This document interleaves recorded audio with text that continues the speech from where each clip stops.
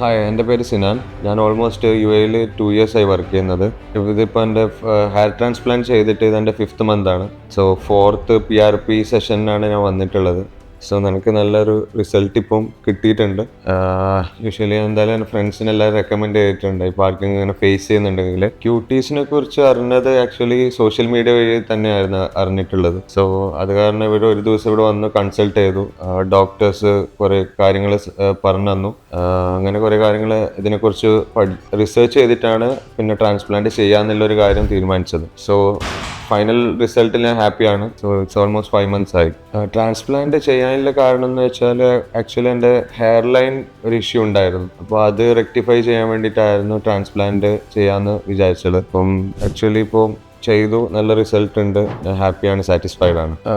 ഞാൻ quotes international ഷാർജയിൽ നിന്നാണ് ഹെയർ ട്രാൻസ്പ്ലാന്റ് ചെയ്തിട്ടുള്ളത്. ഫൈനൽ റിസൾട്ടിൽ ഞാൻ ഹാപ്പിയാണ്. ഡോക്ടേഴ്സ് എല്ലാവരും നല്ല സപ്പോർട്ടീവ് ആയിരുന്നു, സ്റ്റാഫ് എല്ലാവരും.